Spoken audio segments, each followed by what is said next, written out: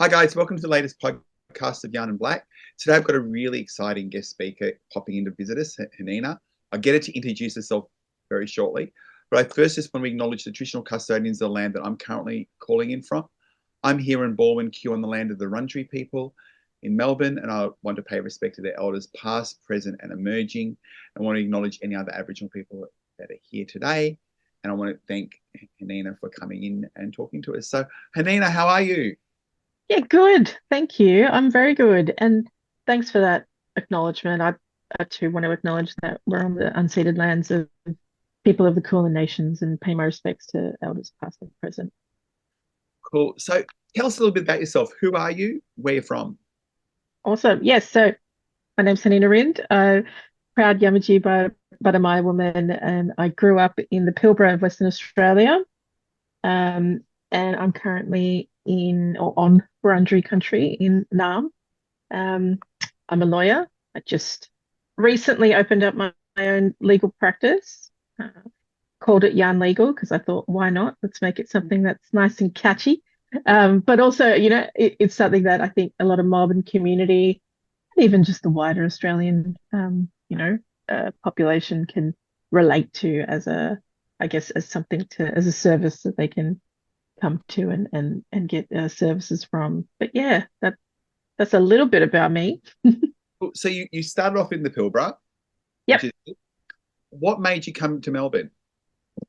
Yeah, so I grew up there. I was born in Perth, and my parents, my dad was working in various mining companies, and so he ended up in a little tiny little town called Wickham.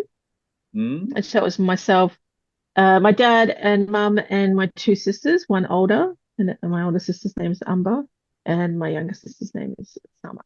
So we grew up there, and I moved up to Melbourne when I was around 16. All of us did, like our whole family.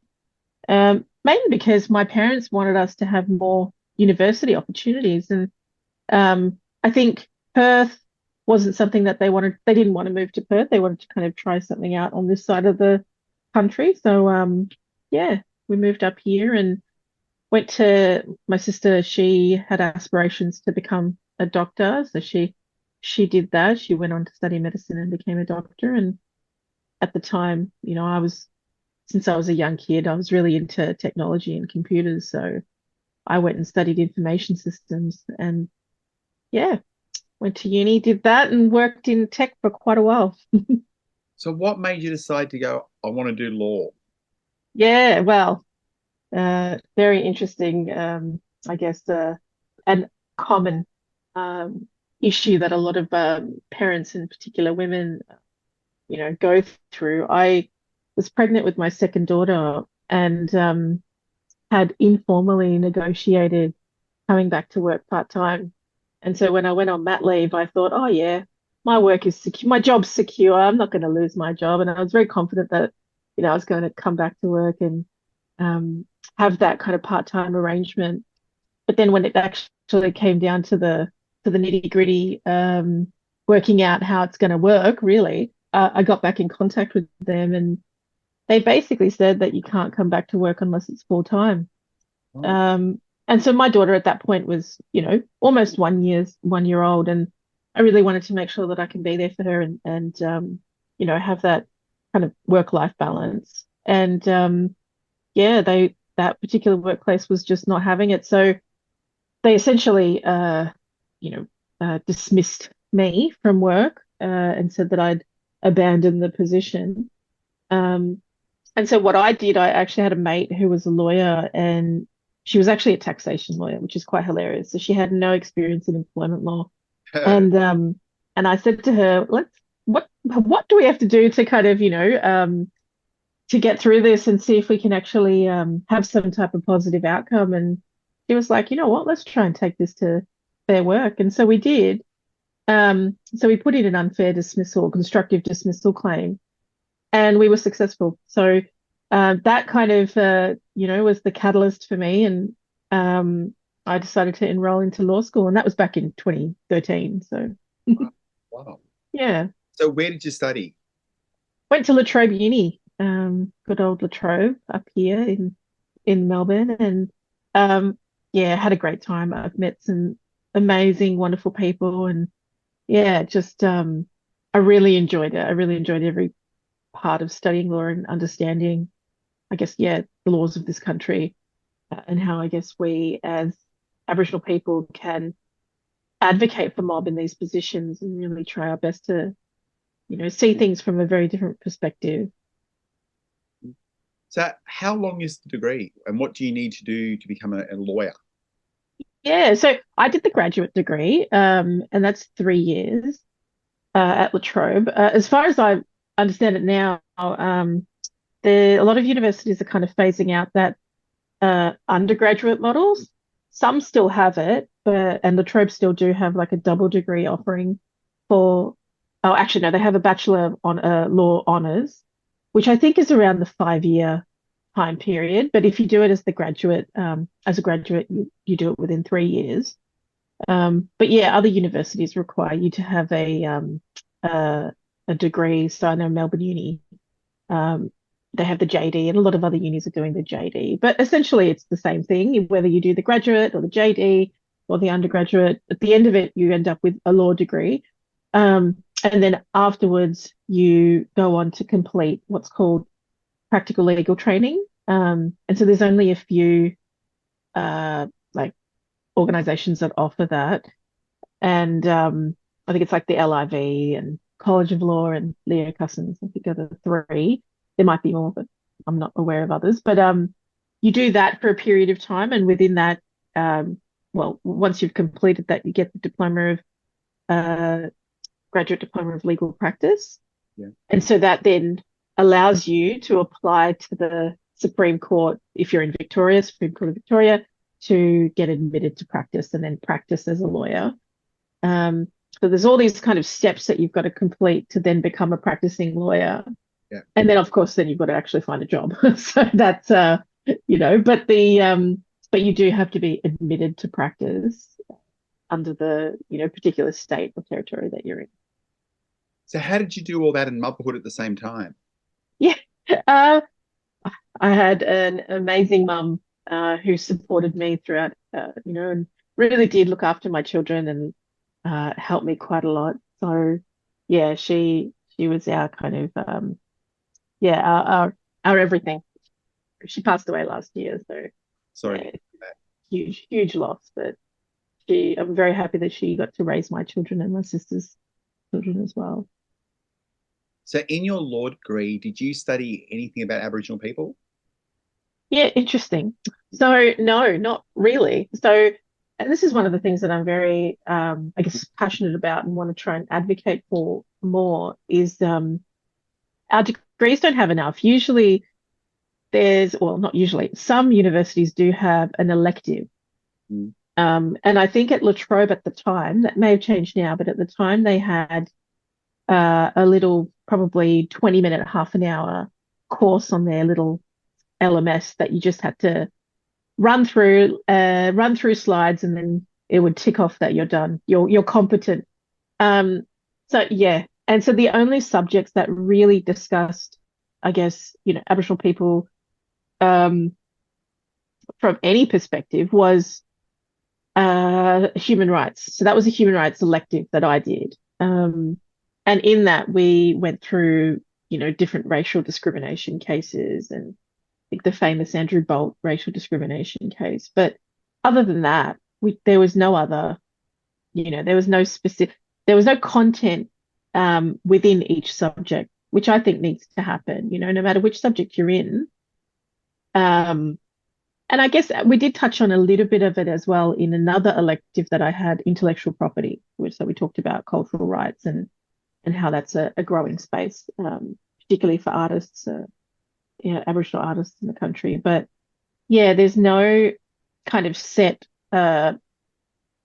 prerequisite or set compulsory subject that discusses, us as people and how that can overlap with different areas of law. So, have you noticed with your kids going to school, are they learning more about Aboriginal issues? Look, I think some schools are doing okay.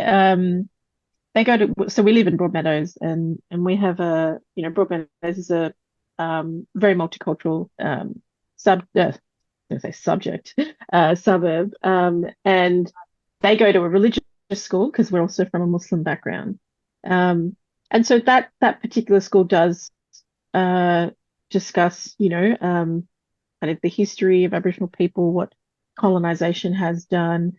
But I think for my kids anyway, because we're so involved in community and I've worked in community, they get that extra bit of information from me. So they usually end up being, I guess, the ones that all the kids will come to ask questions about in class, and kind of get that extra information that some of the kids are looking for. But I do think that, schools need to do more. There's so much more that they could be doing, but I think they're slowly getting there. And I've only seen this with my kids' schools. I don't know how it is in other schools.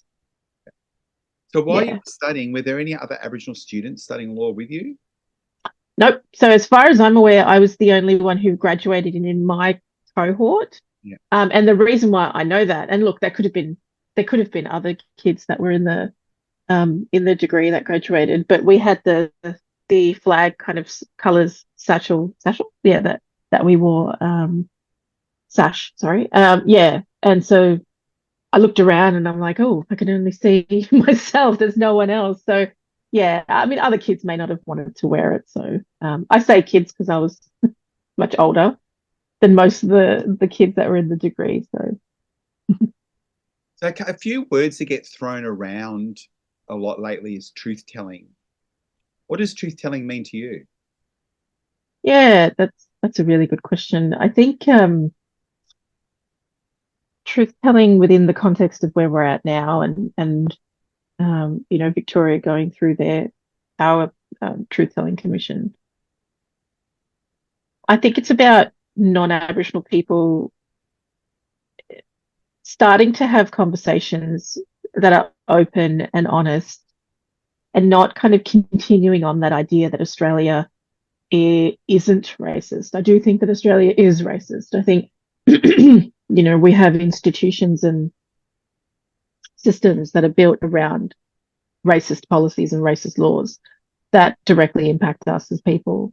So I think that a lot of people need to start actually having these conversations openly and honestly, and reconciling what that means for them. It's an uncomfortable conversation that I think people, don't want to have. So yeah, I think we just need to be more open and not shy away from those difficult conversations. Yeah, no, I agree with you. I agree. Yeah. Another buzzword that goes around is cultural safety. My question is, what does cultural safety mean to you, and what makes you feel culturally safe when you access services? It's a very good question. Cultural safety to me is kind of like the bar. I always see it as you feel safe when you can have open, truth-telling conversations, and that you're not going to be treated, poorly or improperly. Examples, I guess, where you see cultural safety work is some of our organisations that are doing it well, where, and the example I think of is when I used to work for Child and Family Welfare Organisation a few years back. I managed a program, and that particular program was working with institutional survivors of child sexual abuse. And the team that we had was, or that I was managing, were majority Aboriginal people. And what that meant for survivors that were coming to us was that they were met with people that were going to understand and be able to sit with them whilst they have to impart such a difficult part of their life to us while we assist them. Our service was so successful that, we had calls and people coming to us every day, and it was quite amazing, but also not surprising, because the team itself, we were able to do that because we ourselves felt safe with each other. And I think that's where cultural safety works. When you, as a staff member, are working with community, it's interchangeable, and it has to be an environment where you feel safe, so that then people that are coming into the service also feel safe. And I guess examples where that doesn't work, and I've seen this time and time again, and clients that have come to me talk about are like when my mum was unwell and was passing away, we were in a particular hospital that treated us so horribly in the hours leading up to her passing that, it has impacted us till now, and it's been over a year. And I think the reasons for that is you didn't have the right people in those positions where they could provide comfort and support for you going when you're going through that kind of, very difficult time in your life. I think with organizations and businesses, cultural safety is a bar that if you set it, all your staff, Aboriginal or not, will be good. They'll be okay. They'll all feel safe because it's a bar that we understand and we've set, and I think it's a very high bar, but achievable, And once you've done it, you create safety for everyone. Yeah. I like how you said that. I really like how you said that with that bar being set. Yeah. So you mentioned that you were Muslim. Yes, Has that had any impact on Aboriginal culture or works well with Aboriginal culture? yeah, I think it works hand in hand. Our life is just like our family story is so colorful and amazing. And I think for us it's created a huge sense of pride. And you know I look at how we grew up and where we grew up in the Pilbara, and how my mum was such a strong woman, able to deal with so many different multifaceted uh, racist attitudes towards us. And I think having that kind of multi-layered differences within that town, and being I guess the most othered family, it gave us, and by us I mean me and my sisters, um, a lot of, I think it really formed who we are today and what we do, as adults in communities. And I think for my family, that's the case for all of us in Western Australia and up here in the eastern side. Um, but yeah, I think that, Islam and culture can kind of walk side by side. Of course, there's, certain things within religion that may um, uh, potentially be at odds, especially if you're talking about, a certain type of belief structure like animism versus belief in a singular God. But I think in terms of the day-to-day kind of moral, uh, you know, ideas and the ideas of community and togetherness and looking after each other, it's the same. And I think it's quite beautiful, and we're quite proud of that.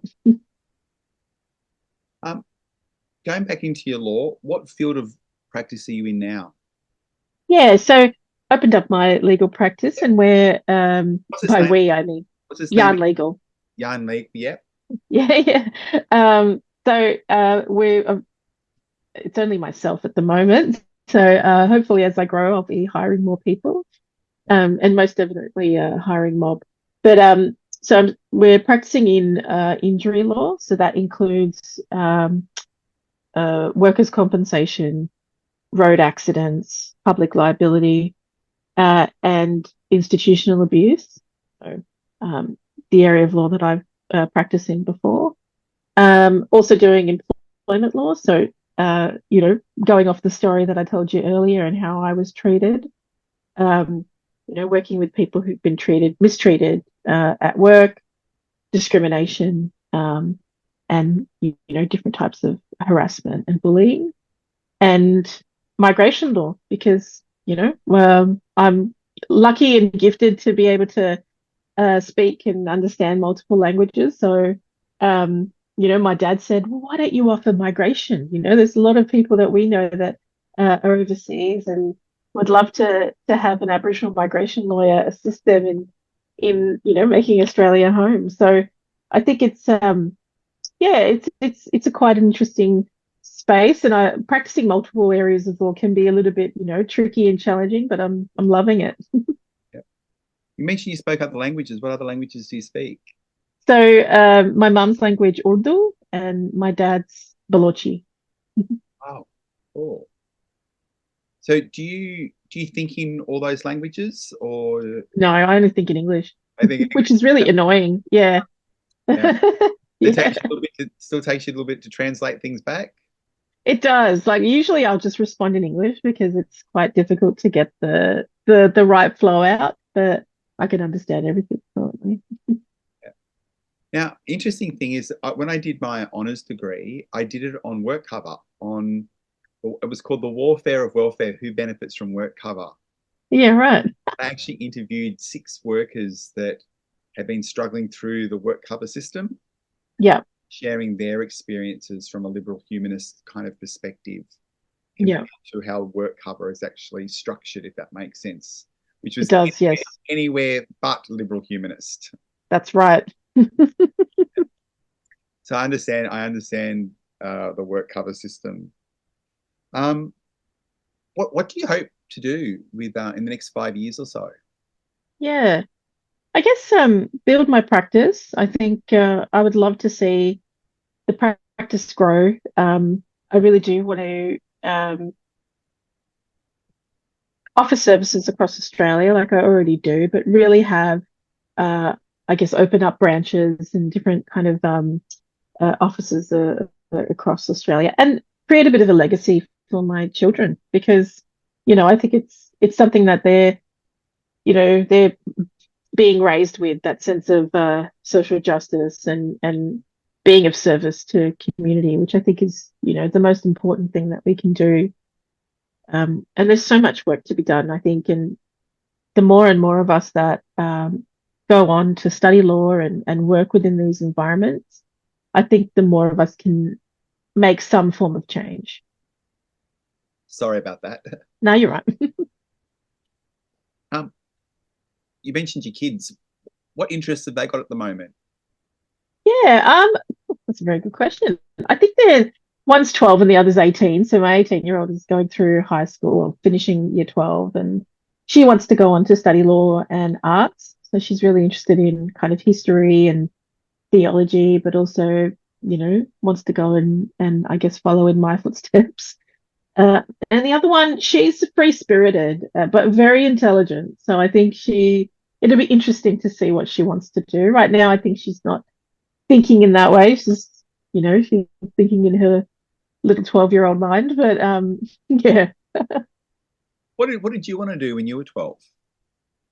So I loved technology, anything to do with computers. So I would pull things apart. So I was really great at pulling things apart and putting it back together. And so eventually my dad kind of enrolled me into a computer, what was it? It was like I think it was a word processing class. And this is back in the day when DOS, because this is in the earlier, late 80s, I should say. Um, so I was the only kid in a class full of adults learning about word processing, but I picked it up so quickly that I could show everyone else how to do it. Um, and then yeah, I started kind of building computers when I was, a teenager, and then went on to study information systems. Wow, wow. And then you jumped into law, like you said before. What other Yeah. any other jobs along the way? Yeah, so I worked, first job was tech support, and then I moved into other types of tech support roles, and then moved into so managing an organization's servers and all their computers that are networked. So I went on to server administration, and then moved into database administration, and then database developing. So that's basically programming in various database languages. And then did a bit of web development, and then walked into kind of team leader management roles, and um, yeah, managing teams and understanding, I guess, the needs of organizations and how their systems should be set up and working. Yeah, there's a lot of young people that want to know what they're just finding out about their Aboriginal culture. If someone came to you and said, "Look, I want to know more about my Aboriginal culture. I don't know much," where would you suggest they start? Yeah. good question. Um, I guess if you're in Victoria, you could always connect with Koori Heritage Trust. So I think, finding the local kind of organization that would be similar, depending on which state you're in. And I guess connecting with the different orgs, here, at VACA or the Victorian Aboriginal Childcare Agency, and um, they have the Link Up organization for Stolengen, but they also have a kinship finding program, which my sister happens to manage, so I know a bit about it. But yeah, she reconnecting kids, particularly with mob, and kind of drawing up their family tree or genogram, I think is huge. But yeah, I think linking up with the local orgs like that, and kind of going through that journey is probably a starting point. And I feel like once once someone finds out in community who you are and your name, there's so many people that can kind of go, oh, wait, I know that particular name and that particular family. So I think, it's not all the time it will work, but I think, yeah, connecting with the right orgs can be really helpful. Now, you're also a member of the First Nations College, Yeah. National Centre for Action on Child Sexual Abuse. Tell us a little about that. Yeah. So the National Centre was set up, it was set up because it was a recommendation from the Royal Commission, the Child Abuse Royal Commission. And yeah, I've been part of it since its inception, so hitting 2 years now. It's a volunteer role, and we at the First Nations College, kind of more than an advisory group. We're a group of experts within this area who can, I guess, suggest and advise. Well, I use the word advice, but um, we're very much involved in what the centre is doing when it comes to research, and ways in which they can put information and knowledge together when it relates to us as Aboriginal people. And yeah, I think the group is really, we're doing a lot of good work. And they've got quite a lot of projects, in the pipeline. But I think it's something that's really dear to my heart, and I always want to, I guess, be involved in spaces like that. It's very important to me. What's something that you're really passionate about? Yeah, I guess, yeah, this particular area. I, I started off when I was working at Victorian Aboriginal Childcare Agency VACA. I was managing a program for survivors of institutional abuse, and I think for me that was kind of a huge point in my career, but also my life and what I want to do, and the type of advocacy I want to do in um, in my work. And so definitely passionate about this space. I think it's there's so much work to do. I think that a lot of lawyers and professionals that work in this space have a lot to learn from us. I think that there needs to be more, I guess, trauma-informed practice and cultural safety and cultural awareness embedded in, I guess, not just as an employee of a workplace, but also within the profession itself. So something that I've been trying to talk about recently anyway is the law degree needs to have more involved, where it's teaching lawyers this is what it means to work with Aboriginal people. And like I said earlier, it's not just an elective. It needs to be embedded in every single subject. And then also built into everything that you do after you've become a lawyer. Because again, a lot of companies will just go, oh, here's a half an hour, 20-minute, little webinar that you've got to watch, and that's it. You've ticked that off. So I think that, making this a compulsory kind of continuing professional development or CPD requirement will then mean that lawyers have to do it. And I think that's what it needs to look like. That's what they need to do. So, yeah. Yeah, no, that's good. I've got a question for you. What stereotypes about Aboriginal people or issues which you like to break? Oh, yeah, I guess, geez, there's so many, isn't there? Um,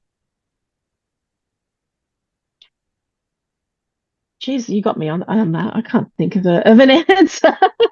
Uh, there's, yeah, look, there's so many. I think, we're multifaceted. We have lots of interests. We're just like you, like we're just like everybody else. And I think, a lot of the time when I talk about how I love technology and I was really into it from a young age, I think a lot of people don't expect that. And so I think that there's always this expectation that where we sit in particular boxes or we only are able to kind of do particular things. So I think people need to open up their mind and realize that we're multifaceted and we have all kinds of interests and and wants and things that we want to do in life. Do you think there's still some systemic racism in the legal system? That Oh, 1000%. Yeah, Sorry, you cut out for the last part. that still disadvantages Aboriginal people accessing the legal system. Oh, 100%. I've only been open for 3 weeks and I've gotten so many phone calls from mob across Australia. So I don't even know how people are actually coming and finding my service, to be honest, because I've only just started. But I've heard from the phone calls as to the needs of people and what they are looking for, but also then, what they're going through. I think, when we look at, our incarceration rate and how it is growing and growing, we only need to see the reasons why that's happening. And, we've got police and prisons that are overfunded with ridiculous amounts of money and zero funding or very small amounts of funding going into community initiatives and initiatives that we know will work rather than bolstering, the police or the carceral system. We need to put more money into our communities and give us that self-determining approach to how we can improve our own life. We know what to do.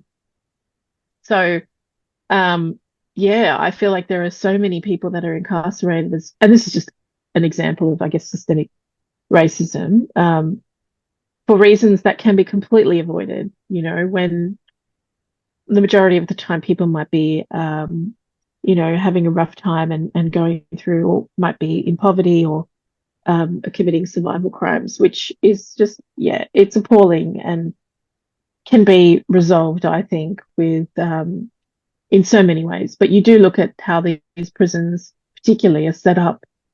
And I know in Victoria, we've got prison systems that have private healthcare companies running, the health systems within the prisons. And that in itself is just one example of how these systems are profit driven, not people driven. Now, if I had $1 zillion with a magic wand, yeah, what to fix and where would you start? Oh my God. I mean, that's the thing, right? Like, there's so many things that we could do with, and we don't even need that much money. It wouldn't even be a huge amount of money, I don't believe. I mean, look how much they put into ridiculous things like submarines. Yeah, look, I think empowering each community and getting the right people within those communities to do what they need to do, because,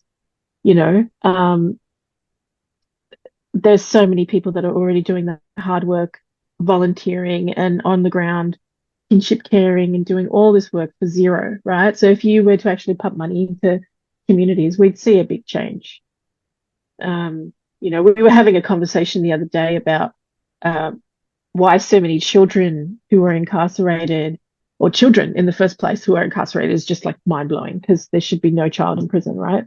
But we were talking about preventing child sexual abuse. And if you look at places like Western Australia and Northern Territory, we've got mandatory sentencing. So, and we've got an age of criminal responsibility that's so low. Even with some states committing to changing it to like 13 or 12, and it being 10 is ridiculous. And so if you were to raise the age, number one, and if you were to remove mandatory sentencing, so many children wouldn't be incarcerated, number one. Yeah. But also, why are they going to prison in the first place? For absolutely no reason at all. Small, tiny things, which is just ridiculous. Now, I've got a final question. I'm just watching the time. Yeah, sure. Final question is, what would you want people to walk away from our yarn this afternoon? Yeah. I guess, oh, well. Yeah, I guess for non-Aboriginal people out there, really do more work within your communities to understand us as people. And don't be tokenistic. I think there's so many, particularly lawyers and law firms that I've come across that can be very tokenistic as to how they want to work with us. Firstly, hire more Aboriginal people, number one. Remove the onerous ways that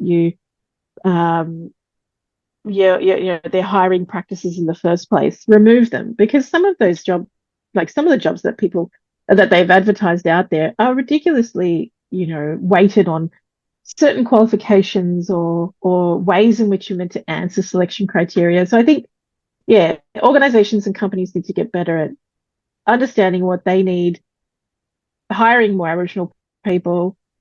Don't be tokenistic.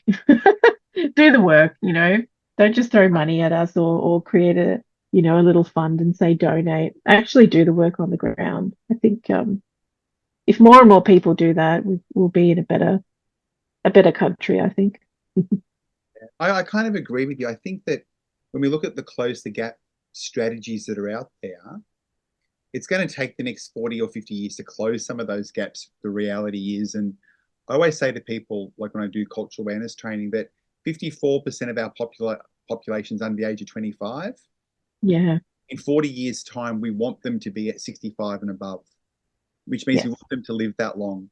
And this is the first generation of Aboriginal kids getting to year 12. And I don't think people realize that. And it's huge. Yeah, and every single person has a role. If they could work with one Aboriginal family or one Aboriginal kid and stop them from going into child protection or helping them get through that university course, then we're going to start seeing some of those gaps close. That's right. That's right. And I've seen such onerous kind of, hiring practices where so many mob aren't going to apply for that job because they may feel as though they won't be able to get that job in the first place. So I think those are the things that we can do, small, but actually big impact, by removing those kind of barriers that's created. Yeah. So I've just watched the time, guys. I know I'd love to have another chat with you at another stage. And I'm sure we'll get you back on for part 2. But guys, I want to say thank you very much for listening today. And I want to say thank Hanina for joining us. So thank you very much. Thank you. Thanks, AJ. So guys, I'll see you at the next podcast.